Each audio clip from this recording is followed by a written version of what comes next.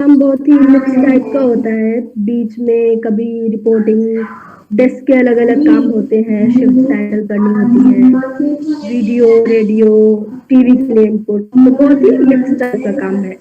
Full time reporter नहीं है ये, हाँ बीच बीच में हम रिपोर्टिंग के लिए जरूर जाते हैं।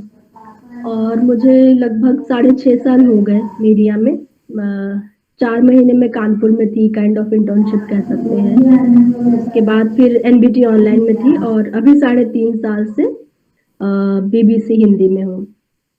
और मेरा जो एरिया ऑफ इंटरेस्ट है वो है women, gender, sexuality, mental health, disability, ये सारे सब्जेक्ट। तो मतलब आप लोग क्या चाहते हैं मुझसे जानना? मैं ऐसा दावा नहीं कर सकती कि मैं कोई बहुत जानकार हूँ। मैं भी बहुत मतलब लर्निंग प्रोसेस में हूँ, सीख रही हूँ, एक्सप्लोर करने की कोशिश कर रही हूँ। तो अभी जितना कुछ थोड़ा बहुत मैंने किया है उस हिसाब से अपने एक्सपीरियंस जरूर बता जरूर सकती हूँ। आप जरूर। लोग क्या जानना चाहते हैं मुझसे, अगर कुछ स्पेसिफिक पूछना चाहे तो? तो हम लोग कार्यक्रम की शुरुआत करें उससे पहले आतिश से कहेंगे कि जो सर थोड़ी सी औपचारिकता है, बिल्कुल सर। औपचारिकता का निर्वहन हम लोग करें। उसके बाद से सिंधु वाशनी जी अपनी बात रखेंगे और फिर उसके बाद से जिन छात्रों को प्रश्न पूछना होगा, जो कुछ सवाल जवाब होंगे, वो सवाल जवाब का सेशन होगा। तो आतिश जी। सर मधु परिचय देंगी, उसके बाद कार्यक्रम शुरुआत होगा। हाँ मधु यस सर। जी शुरू कीजिए। मधु हमारी सबसे जो है कि सक्रिय कार्यकर्ता है। हेलो मधु। नमस्ते मैम। नमस्ते, कैसी हैं आप? मैम बहुत अच्छे हैं। इस बार तो हम लोग को जेंडर पढ़ना भी है इस सेमेस्टर में, अच्छा तो अच्छा। और भी ज्यादा उत्सुक है कि आपसे बात करने के लिए, आपको सुनने के लिए। Okay okay.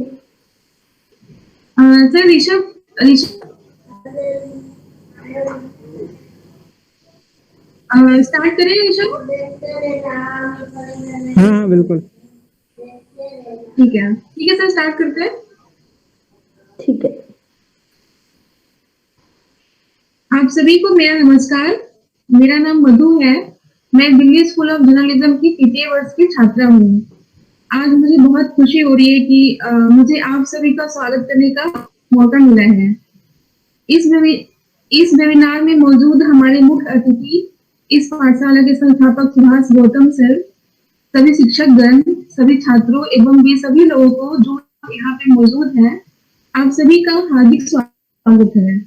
आज हम यहाँ पे एक बहुत ही महत्वपूर्ण विषय, reporting on gender, sexuality and mental health के बारे में अधिक जानने के लिए इस वेबिनार में इकट्ठे हुए हैं। इस वेबिनार को आयोजित करने वाले एवं हमें प्रोत्साहित करने के लिए हमारे शिक्षक एवं पाठशाला के संस्थापक सुभाष गौतम सर के प्रति मैं अपना आभार व्यक्त करना चाहती हूँ। हमारे साथ मौजूद हैं आज के मुख्य अतिथि सिंधु वासिनी जी, जिन्हें आज के विषय पर चर्चा करने के लिए आमंत्रित किया गया है। सिंधु वासिनी जी, मैं तहे दिल से आपका स्वागत करती हूँ। आपको धन्यवाद देना चाहती हूँ कि इस वेबिनार में आप अपने कीमती समय में से कुछ समय निकाल करके इस विषय पर चर्चा करने के लिए हमारे साथ मौजूद हैं। Thank you so much. आशा करती हूँ कि थैंक यू। आप सभी को आशा करती हूँ कि आप सभी के लिए ये वेबिनार काफी लाभप्रद होगा। अब मैं इस कार्यक्रम को और आगे बढ़ाना चाहूंगी, जिसके लिए मैं राहुल मंडल जी को आमंत्रित करना चाहती हूँ कि सिंधु वासिनी मैम जी का परिचय दें। राहुल मंडल जी। जी बहुत बहुत धन्यवाद और सभी को मेरा नमस्कार। मैं राहुल मंडल और आप सभी का स्वागत करता हूं इस खास कार्यक्रम गांधी जी की पाठशाला में, और परिचय देने जा रहा हूं आज के मेहमान सिंधु वासिनी जी का। सिंधु वासिनी दिल्ली की एक पत्रकार है जो वर्तमान में BBC news Hindi, BBC world service के साथ ब्रॉडकास्ट जर्नलिस्ट के रूप में काम कर रही है। वह 6 से अधिक वर्षों से पत्रकारिता के क्षेत्र में सक्रिय है। उन्होंने कालिंदी कॉलेज दिल्ली विश्वविद्यालय से बीए ऑनर्स जर्नलिज्म किया है। उसके बाद उन्होंने भारतीय जनसंचार संस्थान यानी Indian institute of media communication IIMC Delhi में अध्ययन किया।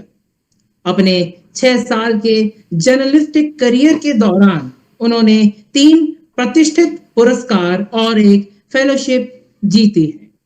वे महिलाओं, लिंग, कामुकता, विकलांगता, मानसिक स्वास्थ्य और सामाजिक न्याय से संबंधित मुद्दों पर भावुक है। वह पूर्वी उत्तर प्रदेश के एक छोटे से गांव से आती है, इसलिए उन्हें ग्रामीण मुद्दों की एक अच्छी समझ है, खासकर महिलाओं से संबंधित। वह एक नारीवादी और लैंगिक समानता और न्याय की कट्टर विश्वासी भी है। अब मैं उनसे आग्रह करता हूं कि आज के जो हमारा विषय है उनसे हमको अवगत कराएं। जी बहुत बहुत शुक्रिया राहुल। और बहुत शुक्रिया आप लोगों ने यहाँ बुलाया, इंतजार किया, अपना वक्त दिया मुझे। तो जैसा कि मैंने बताया था, मैं एक बार फिर वही बात दोहराना चाहूंगी कि आप लोग जैसे लर्निंग प्रोसेस में हैं, आप लोग जैसे सीख रहे हैं, स्टूडेंट्स हैं, मैं भी वैसे ही हूँ। मैं कोई विद्वान नहीं हूँ और 6.5 साल हुए हैं भले मुझे, पर अलग अलग ऑर्गेनाइजेशन में अलग अलग तरीके का काम किया और बिल्कुल लर्निंग प्रोसेस में हूँ मैं अभी। तो ऐसा कोई क्लेम नहीं है कि मैं स्कॉलर हूँ या बहुत ज़्यादा ऐसी बातें आपको बताऊंगी जो आपने कहीं नहीं सुनी होंगी।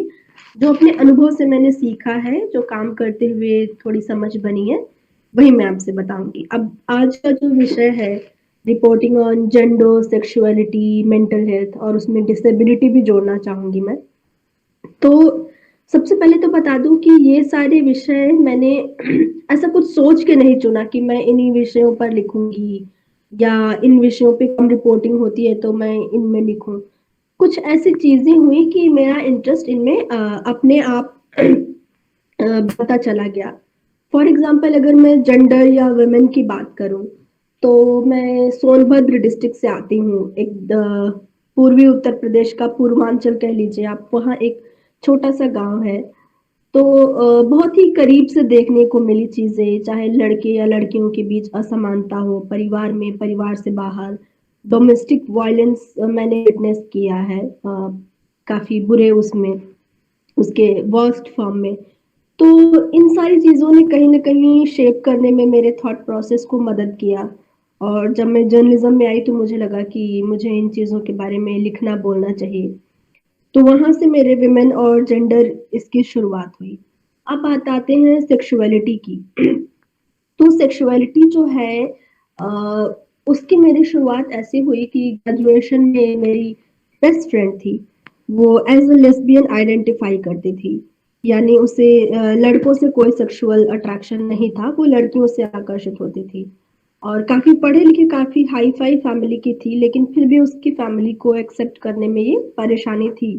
वो एक्सेप्ट नहीं कर पा रहे थे, जिसकी वजह से वो काफी परेशान रहती थी, तनाव में रहती थी। और क्योंकि हम क्लोज फ्रेंड थे तो काफी बातें शेयर होती थी। तो फिर मैंने सेक्सुअलिटी के बारे में पढ़ना शुरू किया, तो ऐसे उधर दिलचस्पी बनी मेरी जेंडर और सेक्सुअलिटी में।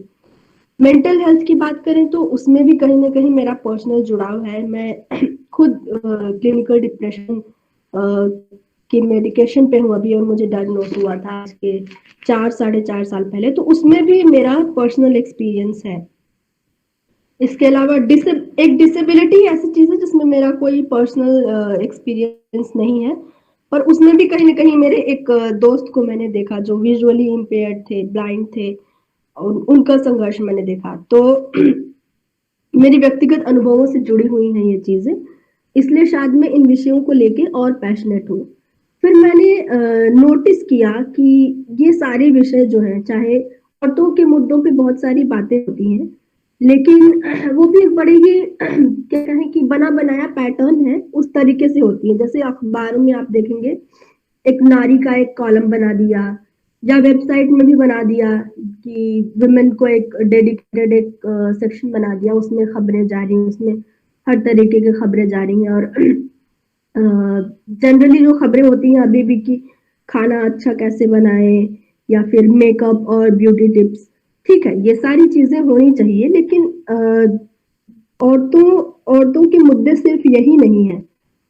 औरतें बाकी मुद्दों में भी उसी तरीके से भागीदारी उनकी होती है, जैसे कि मेकअप और ब्यूटी टिप्स। और ऐसा तो नहीं है कि मेकअप सिर्फ औरतें करती हैं, पुरुष भी करते हैं, राइट। तो अगर हम जेंडर पे रिपोर्टिंग करना चाहते हैं तो किसी भी विषय को हम जेंडर पर्सपेक्टिव से कैसे देखें वैसा होना चाहिए। फॉर एग्जाम्पल, अगर दलितों से जुड़ी रिपोर्टिंग हो रही है, उसमें हम जेंडर पर्सपेक्टिव कैसे देखें कि दलित महिलाएं जो होती हैं, पहली बात तो वो दलित हैं, इस वजह से उन्हें प्रताड़ना झेलनी पड़ती है। दूसरी बात, वो औरत है इसलिए, तो उनकी डबल प्रताड़ना हो जाती है। तो उस तरीके से हम महिलाओं के मुद्दों को कास्ट वाले एंगल से जोड़ के देख सकते हैं। या फिर अगर हम क्लाइमेट चेंज या ग्लोबल वार्मिंग पे या पर्यावरण की किसी मान लीजिए समस्या पे रिपोर्ट कर रहे हैं, कोई गांव है जहाँ पे एग्जैक्ट अभिषेक शर्मा जिन्होंने इंटरसेक्शनलिटी का जिक्र किया, वही इंटरसेक्शनलिटी अलग अलग सेक्शंस में हमें कैसे ढांचे में देखना जरूरी है कि अगर गांव में कोई औरतें हैं, वहां पे पानी भरना पड़ता है, वहां पे पानी नहीं है, तो औरतें कैसे उससे प्रभावित हुई हैं, क्योंकि ज्यादातर औरतें और बच्चियां लाइन में लग के पानी भर रही हैं, उस वजह से स्कूल ड्रॉप आउट हो रहा है उनका। तो माफी चाहती हूँ। तो उसको एक संपूर्णता में देखने की जरूरत है, जेंडर रिपोर्टिंग की सबसे बड़ी बात ये। दूसरी बात, जेंडर रिपोर्टिंग को एक ऐसा माना जाता है कि सॉफ्ट इशू है, कि कोई लड़की है तो चलो ठीक है उससे जेंडर रिपोर्टिंग करवा लो और ये सॉफ्ट इशू है। तो यहाँ ये ज्यादातर न्यूज रूम्स की प्रॉब्लम देखी मैंने, तो यहाँ पे मैं बताना चाहूंगी कि जेंडर रिपोर्टिंग सॉफ्ट इशू बिल्कुल नहीं है। ये पॉलिटिक्स या इंटरनेशनल रिलेशंस जैसा ही एक गंभीर और हार्ट बीट जिसे कहते हैं वो है ये, और इसको उसी तरीके से ट्रीट किया जाना चाहिए, क्योंकि लगभग दुनिया की लगभग आधी आबादी अगर आप उनकी प्रॉब्लम को सॉफ्ट इशू मान के ट्रीट करेंगे तो ये बिल्कुल भी न्याय संगत नहीं है।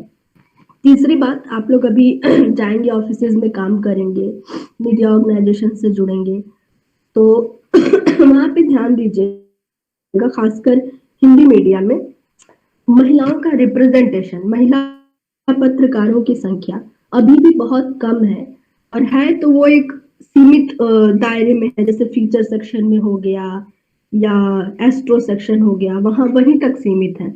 अब आ रही है, धीरे धीरे सुधार हो रहा है, लेकिन उसमें और आगे काम करने की जरूरत है। दूसरी बात कि डिसीजन मेकिंग पदों पे महिलाएं कम है, महिला बॉसेस, महिला एडिटर्स आपने बहुत कम देखा होगा खासकर हिंदी मीडिया में, उसको बढ़ाए जाने की जरूरत है, क्योंकि एक सिद्धांत है मास कम्युनिकेशन का है कि आप जब आपको लगता है कि आपकी आवाज का समर्थन करने वाले लोग हैं तो ही आप अपनी आवाज उठाते हैं। तो अगर ज्यादा संख्या में महिलाएं होंगी तो वो लीडर होकर अपनी बात कह सकेंगी। जो 33% रिजर्वेशन या 50% रिजर्वेशन वाली बात है वैसे हवा में नहीं कही जाती है, वो रिसर्च पर बेस्ड है कि इतनी संख्या में प्रतिनिधित्व होगा तब उनकी बात खुल के सामने आएगी। तो मीडिया में भी वही हालात है। दूसरी बात फिर इंटरसेक्शनलिटी दोहराना चाहूंगी कि सिर्फ महिलाएं ही नहीं, हर वर्ग की महिलाएं हो जर्नलिज्म में, दलित हो, आदिवासी हो, गांव की औरतें हो, शहर की औरतें हो, क्योंकि कई बार गांव और शहरों की औरतों के मुद्दों में बहुत फर्क होता है, और शहर की महिला पूरी सिंपथी रखते हुए भी गांव की महिलाओं के मुद्दों को उस तरीके से नहीं देख पाती है। तो ग्रामीण पृष्ठभूमि से आने वाली लड़कियां हो, LGBTQ समुदाय से आने वाली लड़कियां हो, विकलांग लड़कियां हो, ये सब हो, तो इन सारा सबका रिप्रेजेंटेशन होना चाहिए। जैसे मैंने गांव वाली बात की, तो मैं बताऊं, मैं गांव से उठ के सीधे DU के कॉलेज में आ गई थी। DU का कॉलेज, आप सब DU के छात्र हैं, आपको पता है कैसे होते हैं, फैशन, सारी चीजें बहुत अलग। और आपको पता होगा कि गांव से आने वाली लड़कियों को DU में एक बड़ा ही टर्म है, बहन जी करके बुलाते हैं। तो ये सारी चीजें जब हमें 2-4 होनी पड़ती है, उससे हमारे कॉन्फिडेंस पे असर पड़ता है और बहुत सारी प्रॉब्लम्स होती हैं। तो जो मैं सबके रिप्रेजेंटेशन की बात कर रही हूँ वो है जेंडर की रिपोर्टिंग में ये सारी चीजें ध्यान रखने वाली होनी चाहिए। सेक्सुअलिटी की बात आई, LGBTQ इश्यूज को अगर हम उस पर रिपोर्ट करना चाहते हैं तो हमें उस बारे में समझना बहुत जरूरी है कि ये इश्यूज हैं क्या, गे क्या होता है, लेस्बियन क्या होता है, बाइसेक्सुअल क्या होता है, जेंडर, सेक्स और सेक्सुअलिटी में क्या फर्क है, ये सारी चीजें हमें समझनी होगी। हमें ये समझना होगा कि ये कोई बीमारी नहीं है, क्योंकि WHO ने इसे बीमारी की कैटेगरी से कब का बाहर कर दिया है। हमें ये समझना होगा कि ये पाश्चात्य शैली से प्रभावित चीजें नहीं है, क्योंकि बहुत पहले से भारत और बाकी चीजों में रहा। हमें ये भी समझना होगा कि ये अननेचुरल नहीं है, क्योंकि इंसान के अलावा कई जानवरों, पक्षियों, कई जीव जंतुओं में होमोसेक्सुअलिटी पाई जाती है। तो हमें बहुत ही साइंटिफिक तरीके से इसे देखना होगा।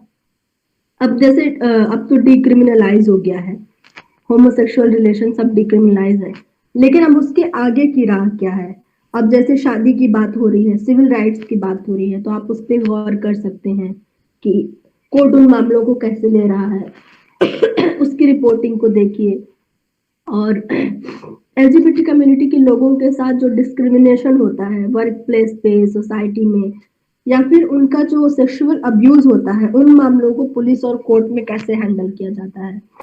क्या वैसे ही हैंडल किया जाता है जैसे किसी स्ट्रेट महिला के साथ अगर यौन उत्पीड़न हो तो उसे वैसे देखा जाएगा, और किसी ट्रांस महिला के साथ यौन उत्पीड़न हो तो क्या उसे भी वैसी ही प्राथमिकता दी जाएगी क्या? इन सारी चीजों को आप LGBTQ इश्यूज में देखिए, और भी बहुत सारी चीजें हैं। जब आप धीरे धीरे पढ़ेंगे, देखेंगे, कुछ लोगों से दोस्ती करिए, और तो आपको उनकी, जब आप दोस्त बन के किसी की समस्या को देखेंगे तो आप उसको बेहतर समझ पाएंगे। जाहिर है जजमेंटल नहीं होइए, जज नहीं करिए, पर दोस्त बनिए उनकी, मैं तो ये कहूंगी। मेंटल हेल्थ आप लोगों में से शायद सभी ही, मुझे लगता है, कभी न कभी ऐसे फेज से गुजरे होंगे जब उन्हें लगा होगा कि मेंटल हेल्थ से रिलेटेड कुछ प्रॉब्लम हो रही है। लेकिन अभी भी एक बड़े सेक्शन में का ये मानना है कि डिप्रेशन में कुछ नहीं होता, मोटिवेटेड रहिए, मेडिटेशन करिए, ठीक हो जाएगा सब। लेकिन हम ये स्वीकार करना होगा कि जैसे बुखार होता है, जैसे डायबिटीज होती है, जैसे ब्लड प्रेशर होता है, वैसे ही मेंटल हेल्थ की प्रॉब्लम्स हैं जो कई वजहों से होती हैं, उनको स्वीकार करना होगा। और मेंटल हेल्थ की जब हम बात करें रिपोर्टिंग की, तो मैं उसकी बात नहीं कर रही हूँ कि ऑफिस में स्ट्रेस हो रहा है तो ये करे, ये वाले टिप्स, वो नहीं। मैं बात कर रही हूँ डिप्रेशन की, मैं बात कर रही हूँ बाइपोलर डिसऑर्डर या स्किज़ोफ्रेनिया की। अभी अगर आप लोग व्हाट्सएप पे हैं तो मैं आपको कुछ लिंक्स भेजूंगी स्टोरीज की जो मैंने की हैं मेंटल हेल्थ पे, तो आपको समझ आएगा। जैसे अभी मैंने एक स्टोरी की थी मिसाल के तौर पे, लॉकडाउन में जो लोग गंभीर मानसिक बीमारियों से जूझ रहे हैं, उनकी क्या परेशानियां हैं लॉकडाउन में, कि उन्हें 24 आवर डॉक्टर की निगरानी में रहना होता है। दूसरी बात, कई सारे अस्पतालों को कोविड वार्ड बना दिया गया था, तो जो गंभीर मरीज है उनको बोल दिया गया कि भाई आप घर में रहो, क्योंकि यहाँ पे कोविड के मरीज रहेंगे।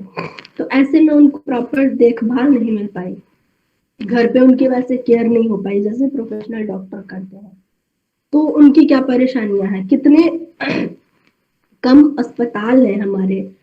जी हाँ, मैं ग्रुप में भेज दूंगी वो, कितने कम अस्पताल हैं, कितने कम साइकेट्रिक अस्पताल हैं, डॉक्टर्स कितने कम हैं। इन सारी चीजों को लेकर रिपोर्टिंग, और कितने मिथ्स हैं इनके बारे में, कितनी भ्रामक बातें कही जाती हैं, गंभीरता से नहीं लिया जाता इस मुद्दे को। अब अगर किसी पॉलिटिकल पार्टी के मैनिफेस्टो में देखेंगे तो स्वास्थ्य की बात वो करते हैं जरूर, पर मेंटल हेल्थ का कहीं कोई जिक्र नहीं होता, जबकि एक बड़ी आबादी देश की और दुनिया की मेंटल हेल्थ की प्रॉब्लम से जूझ रही है। सुसाइड्स का होता है कि चलो बोर्ड के रिजल्ट कुछ बच्चों ने सुसाइड किया तो थोड़ी बहुत बात हुई उस पर, फिर बंद हो जाती है, कंटिन्यूअस डिस्कोर्स नहीं होता, वो होना जरूरी है। उसी तरीके से डिसेबिलिटी है कि जो डिसेबल पॉपुलेशन है वो इनविजिबल है, वो दिखता नहीं है उसका रिप्रेजेंटेशन। वो तभी दिखेगा जैसे चुनाव हुआ तो कोई मान लीजिए विकलांग व्यक्ति है, उसको उठा के ले जा रहे हैं वोट डलवाने के लिए, तो उसकी फोटो छाप दी फ्रंट पेज पे। बाकी दिनों में उसकी क्या प्रॉब्लम है कोई खबर नहीं। अगर वो ऑफिस में जाता है तो क्या डिसेबल फ्रेंडली वॉशरूम है उसके लिए, नहीं है, उसकी कोई वो नहीं। बस में रैंप है उसके लिए, नहीं है। उसकी भी कोई बात नहीं होती। अब जैसे मैंने एक स्टोरी की थी दिल्ली इलेक्शन के टाइम में कि स्पेशली मैंने उसमें ब्लाइंड वोटर्स पे फोकस किया था कि उनके लिए वोट डालना, वोट देना कितना मुश्किल होता है। और दिल्ली जैसे शहर में जो ब्लाइंड लोग हैं, उनका दिल्ली जैसे महानगर में कि गांव वगैरह चले होता है, वहां पे रह लिए। दिल्ली जैसा बड़ा शहर, वहां पे उनके लिए सरवाइव करना कितना मुश्किल है। तो एक्सेसिबिलिटी के इशू, बाकी इशू, इन सबको फोकस में रखते हुए लगातार रिपोर्टिंग करना। क्योंकि जब हम मेन स्ट्रीम में इन्हें लाएंगे, जब इन्हें बाकी मुद्दों जितना बड़ा बनाएंगे, तभी इन्हें गंभीरता से लिया जाएगा। इन्हें वरना फिर इन्हें नीश टॉपिक की तरह ट्रीट किया जाएगा कि हाँ कुछ अलग टॉपिक है, हट के टॉपिक है, नीश है। जबकि ऐसा नहीं होना चाहिए। इन्हें मेन स्ट्रीम में आना चाहिए बाकी चीजों की तरह, उस पर बात हो। अभी तो फिलहाल मुझे इतना ही समझ आ रहा है जो मैं बताना चाहती थी। अगर आप लोगों की कोई स्पेसिफिक सवाल हो, मन में कोई क्वेरी हो, तो आप लोग प्लीज पूछें। Hello ma'am. तो मैम मुझे ये जानना था कि एक तरफ हम मॉडर्नाइजेशन की बात करते हैं तो उसमें काफ़ी चीज़ें आती हैं, लेकिन जैसे रशिया में रिसेंटली सेम सेक्स मैरिज को बैन किया गया है, उसी तरह और भी कंट्रीज ऐसा कर रही हैं। ये कितने हद तक सही और गलत है? अब देखिए चिराग, जैसे यही है कि हर देश अलग अलग कानून बनाने के लिए स्वतंत्र है अपना, है ना। हम उसमें दखल अंदाजी नहीं कर सकते। लेकिन फिर आता है कि फिर यूएन जैसी संस्थाएं आती हैं जो अलग अलग जो ह्यूमन, क्योंकि हम जो होमोसेक्सुअल राइट्स की बात करते हैं, उनको ह्यूमन राइट्स माना है यूएन ने कि अगर दो व्यक्ति प्यार करते हैं, वो साथ रहना चाहते हैं, तो उन्हें साथ न रहने देना, रोकना उनकी ह्यूमन राइट्स का वॉयलेशन है।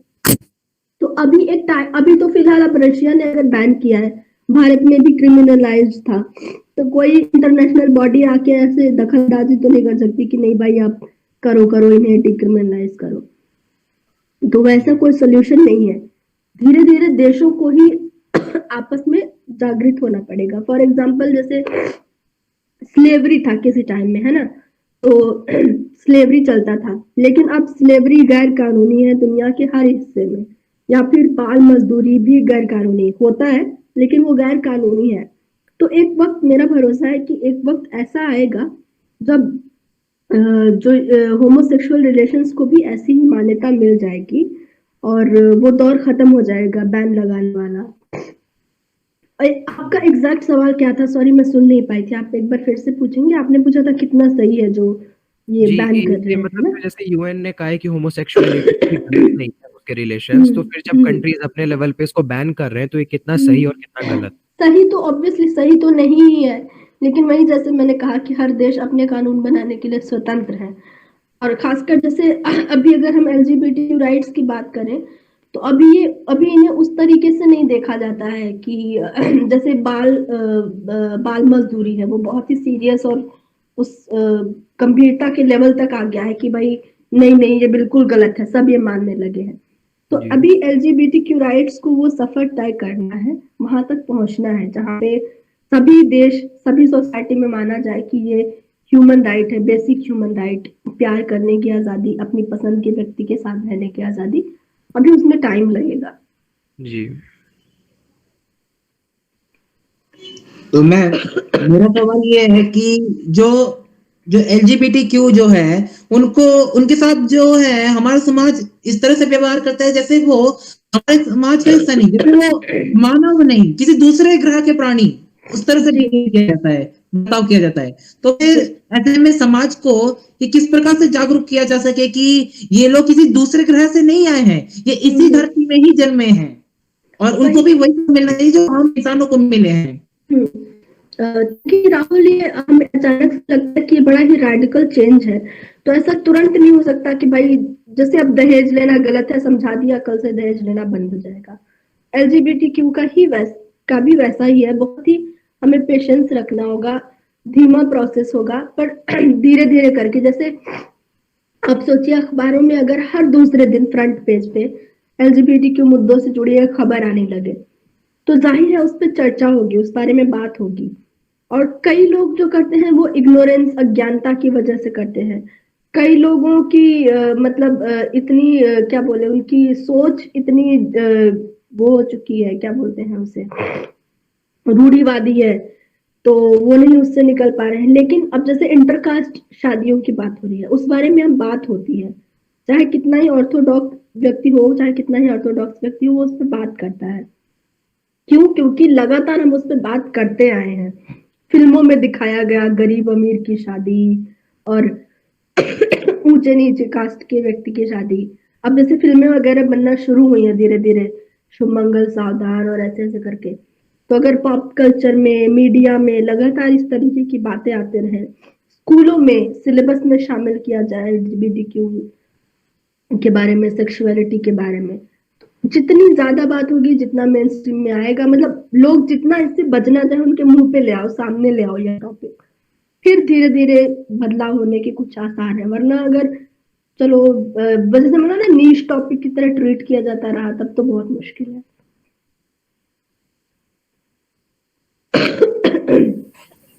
और किसी के सवाल?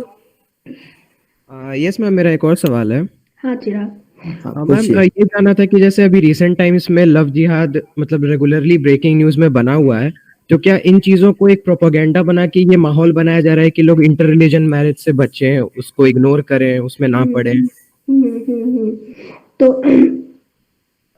अगर आप मेरी व्यक्तिगत राय माने, जितना मैं समझती हूँ, तो मुझे लगता है कि हाँ, काफी हद तक ये पॉलिटिक्स से प्रेरित है। क्योंकि मतलब मेरा सीधा सा सवाल है कि भाई अगर लड़की हिंदू हो, लड़का मुस्लिम हो, तो आपको बड़ा बुरा लगता है।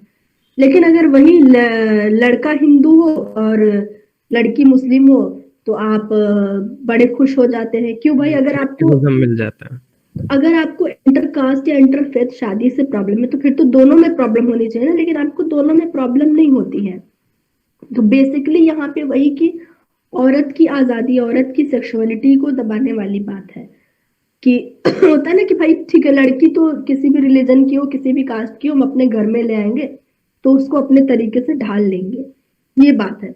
तो काफी हद तक ये पॉलिटिक्स, पैट्रियार्की, इन सबसे प्रेरित मुझे लगता है ये जो लव जिहाद वाला मसला है।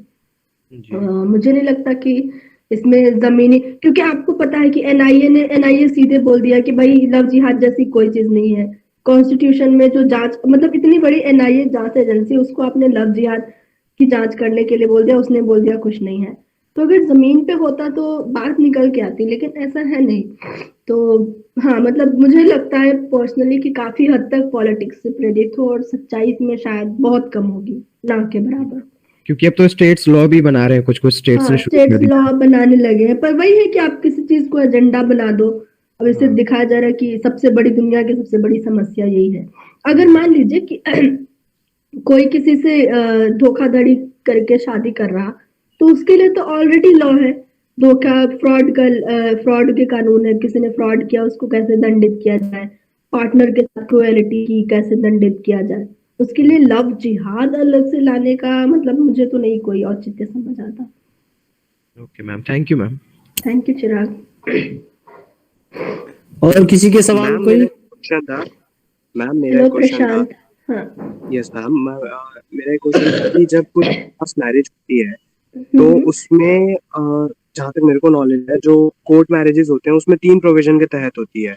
जी। या तो लड़का ये लड़की का धर्म ले ले, या लड़की लड़के का धर्म ले ले, या फिर एक स्पेशल प्रोविजन के तहत होती है जिसका नोटिस 30 दिन पहले लग जाता है। हाँ, हाँ, हाँ। और वो नोटिस के तहत अगर किसी कोई आपत्ति जता दे तो वो शादी में बाधा बन जाती है। हाँ, तो हाँ। मैम, ये कहाँ तक ठीक है, ये जो हमारे लॉज में जो ये लिखा हुआ है?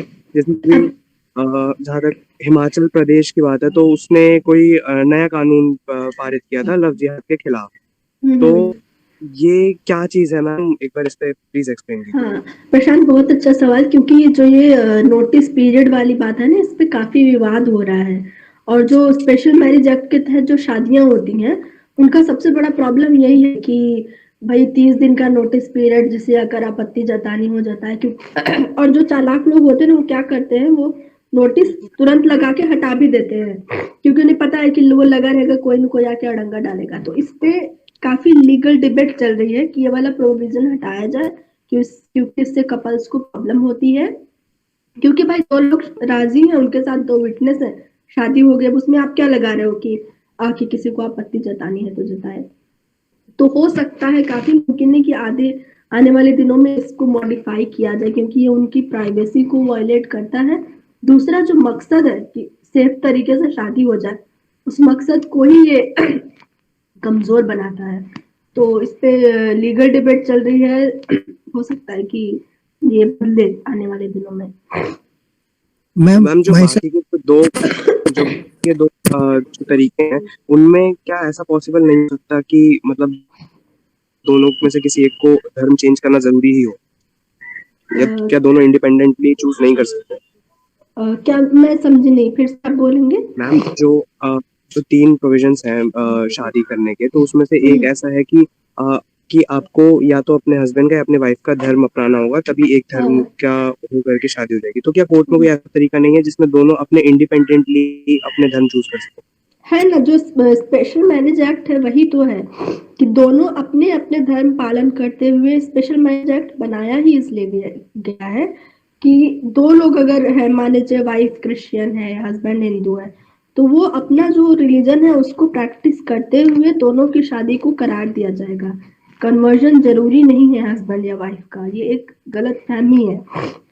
कई बार लोग दबाव में या किन्हीं अन्य वजहों से कहते हैं, पर शादी करने के लिए कन्वर्जन बिल्कुल भी जरूरी नहीं है। स्पेशल मैरिज एक्ट बनाया ही इसलिए गया है। Ma'am myself Abhishek Sharma. Hello Abhishek. मेरा क्वेश्चन जो है वो थोड़ा फेमिनिज्म से रिलेटेड है, बिकॉज आप जेंडर पे रिपोर्टिंग करते हैं तो आप फेमिनिज्म को ज्यादा तरीके से जानते हैं। मैंने जितना फेमिनिज्म के बारे में पढ़ा है तो जैसे कि लिबरल फेमिनिज्म है, इगैलिटेरियन फेमिनिज्म है, इसके बाद first wave, second wave, third wave of feminism की आई, फिर अभी #MeToo मूवमेंट जब चला तो फोर्थ वेव ऑफ फेमिनिज्म आया। तो लोग कहते हैं, मतलब कुछ आर्टिकल्स में उसको फोर्थ वेव ऑफ फेमिनिज्म बताया गया, किसी ने बताया किसी ने नहीं बताया, बट मैंने जितना भी फेमिनिज्म के बारे में पढ़ा या आपके जो पर्सनल एक्सपीरियंसेस हैं, वो फेमिनिज्म फ्रेम ऑफ रेफरेंस पे चेंज हो जाता है। अगर आप किसी फ्रेम पे खड़े हैं और किसी दूसरे को देख रहे हैं तो फिर आपकी प्रिविलेज या आपने जो जिंदगी जी है उसके हिसाब से आपका फेमिनिज्म डिसाइड करता है और सामने वाले का फेमिनिज्म उसके हिसाब से डिसाइड करता है। तो मैम हमारी कई बार इस बात पे डिबेट होती है कि how feminist you are and how feminist I am, because एक मेल भी फेमिनिस्ट हो सकता है और फीमेल भी फेमिनिस्ट हो सकती है। बिल्कुल। तो मैम आपके पर्सनल एक्सपीरियंस से फेमिनिज्म क्या है? फेमिनिज्म का सीधा सा अर्थ मैं कहूंगी बराबरी, और बराबरी मतलब उसको समझाने का एक तरीका मैं बताऊंगी, शायद आप लोगों ने देखा होगा सोशल मीडिया पे एक चलता है कि बराबरी का मतलब ये नहीं कि एक बाउंड्री वॉल है, 3 लोग हैं, उसके बाहर से मैच देख रहे हैं, एक बच्चा है, देखा है इसमें वो वाला देखा होगा, एक बच्चा, आपने तीनों को बराबर बराबर मोड़े दे दिए तो आपने बराबरी दे दी, लेकिन फिर भी बच्चा वहां तक नहीं पहुंच के नहीं देख पा रहा है, तो वो बराबरी नहीं हुई। जैसे लोग बोलते हैं ना कि भाई हाँ औरतें बराबर हैं, आपको मेट्रो में क्यों सीट चाहिए, वो बराबरी नहीं होती। ठीक है, औरतें बराबर हैं, लेकिन क्या आप ये अश्योर करते हैं कि उन्हें अगर मेट्रो में अलग सीट नहीं मिलेगी उनके साथ मोलेस्टेशन नहीं होगा, या वो सेफली बिना किसी ग्रोपिंग के, बिना किसी गलत निगाहों के ट्रेवल कर पाएंगे? नहीं दे रहे हैं, फिर कैसी बराबर?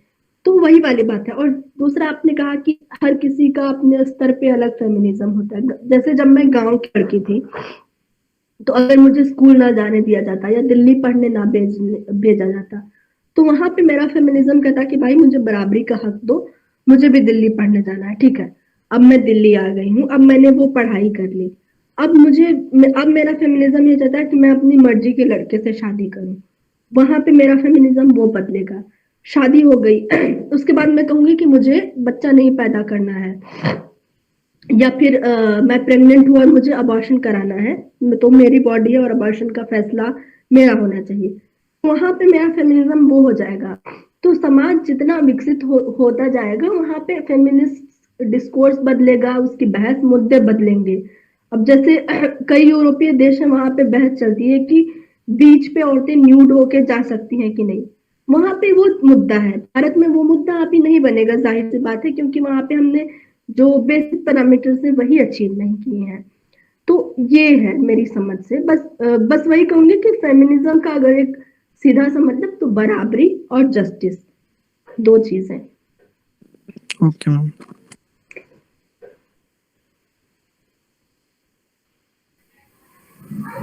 और किसी के सवाल? हेलो सर मेरा है। हेलो हाँ। वसुंधरा। राणा राघवेंद्र मैम, मेरा क्वेश्चन लव जिहाद से ही रिलेटेड है। ये टर्म तो सबसे पहले केरला हाईकोर्ट ने यूज किया था, तो वो तो पॉलिटिकल नहीं हो सकता ना।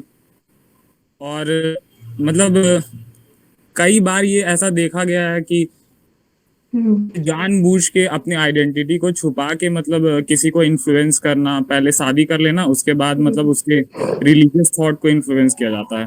तो एक ही केस अगर बार बार रिपोर्ट किया जा रहा है पूरे इंडिया में, तो उसके पीछे कोई ना कोई क्रिमिनल माइंडसेट तो होगा ना।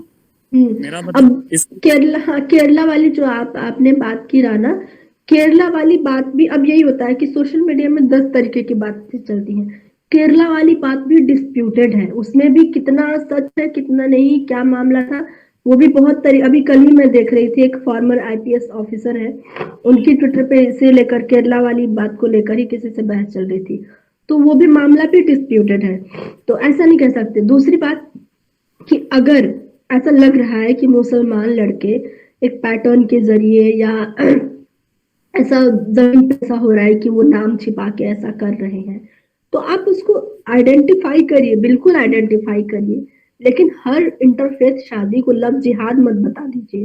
तनिष्क के ऐड को लव जिहाद मत बता दीजिए। फिल्म में अगर कोई मुस्लिम लड़का और हिंदू लड़की का प्यार है तो उसे लव जिहाद मत बता दीजिए। हर उसको क्राइम, अब इंडिविजुअल केस के मेरिट पे लाइए, उसको जांचिए, वहां पे लाइए, उस मतलब उसके क्राइम को और इंटरफेथ मैरिजेस को जोड़ के अगर आप प्रोपोगंडा बना लगे तो फिर तो जाहिर सी बात है कि आप ऐसा कर रहे हैं, है ना।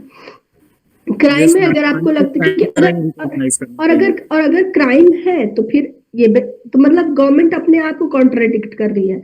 एक तरफ आप बोल रहे हो लव जिहाद है, क्राइम हो रहा, ठीक है, एनआईए ने जांच की, एनआईए ने बोला भाई ऐसा कुछ नहीं होता, आरटीआई डाली जाती है, लव जिहाद क्या है, आरटीआई में तो लव जिहाद तो कुछ है ही नहीं। तो या तो सरकार जनता को भरोसे में लाए कि भाई ऐसा हो रहा है, देखो सरकार तो ला ही नहीं पा रही है, तो हम कैसे मान लें, है ना। और अगर हो भी रहा है तो वही कि इंडिविजुअल केसेस में की मेरिट पे तय किया जाए, ना कि हर इंटरफेथ शादी या इंटरफेथ अफेयर को लव जिहाद का नाम दिया जाए। Yes ma'am, thank you. Thank you Rana.